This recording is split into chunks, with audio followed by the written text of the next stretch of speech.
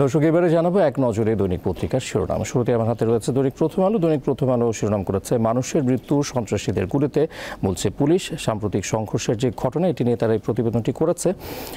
আরেকটি ফটো ফিচারে যে ছবিটি দেখতে পাচ্ছি, মার্চ ফর জাস্টিস কর্মসূচি উপলক্ষে শিক্ষার্থীরা জড়ো হন রাজধানীর দোয়েল চত্বর থেকে হাইকোর্ট এলাকায়। এই সময় তাদের কয়েকজনকে আটক করে পুলিশ, পরে প্রিজন ভ্যানের সামনে রুখে দেন নুসরাত হক নামের এই শিক্ষার্থী। গতকাল দুপুরের ছবিটি দেখতে পাচ্ছি। এটি নিয়ে যে প্রতিবেদনটি প্রথম আলো করেছে, শিক্ষার্থীদের বিক্ষোভ, পুলিশের বাধা, এটি নিয়ে মূলত তারা এই প্রতিবেদনটি করেছে। দৈনিক কালের কণ্ঠ শিরোনাম করেছে জামাতের সন্ত্রাসী নেতাদের তালিকা হচ্ছে, যে বিষয়গুলো তারা তুলে ধরেছে। সন্ত্রাসবাদী যুক্ত নেতাদের রাজনীতিতে অংশগ্রহণ ঠেকাতে এই তালিকা। জামাতকে অর্থায়নকারী প্রতিষ্ঠান ও দেশগুলোকে চিহ্নিত করার দাবি 14 দলের।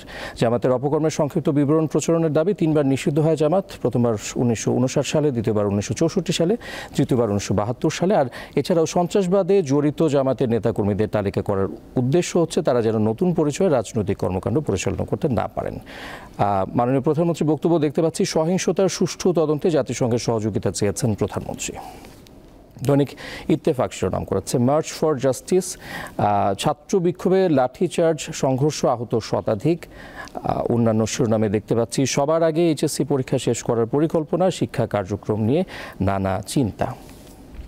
দৈনিক সমকাল শিরোনাম করেছে কর্মসূচিতে পুলিশের বাধা, সংঘর্ষ, আটক শতাধিক।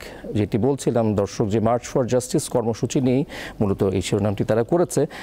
এছাড়া অন্য শিরোনামে দেখতে পাচ্ছি যে অর্থনীতি বাঁচবে কি করে, এটি নিয়ে একটি বিশেষ প্রতিবেদন তারা করেছে। হোসেন জিল্লুর রহমানের বক্তব্যের দিকে যদি আমরা নজর দিই, তরুণরা প্রাণ বিসর্জন দিয়ে দেশের অধঃপতন ঠেকাতে চাইছে।